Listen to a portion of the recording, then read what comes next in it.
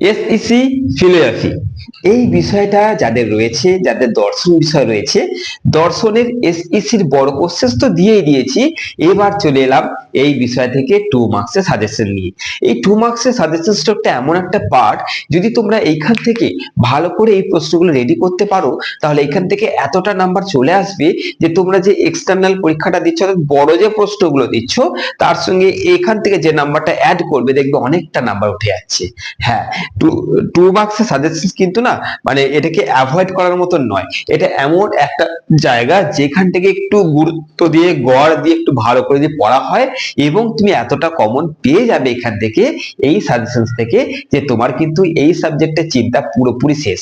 2 মার্কসের কোশ্চেন গুলো ভালো করে রেডি করো, এইটুকুই আমার বলা। এবার 2 মার্কসের কোশ্চেন যদি তোমাদের ঘাড়ে চাপিয়ে দেওয়া হয় যে তোমরা রেডি করো, গোটা বই থেকে কোন কোশ্চেনটা করতে হবে তোমরা জানো না। আমরা আমাদের অভিজ্ঞতা এই কোশ্চেন গুলো তৈরি করি এবং কমনও আসে। তোমরা দেখে নিও, অনেক কটা কমন পাবে।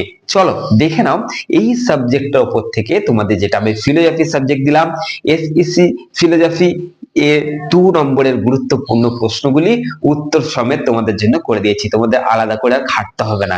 এই প্রশ্নগুলো দেখে নিলে তোমাদের পরীক্ষা চরম দুর্দান্ত হবে। দেখে নাও।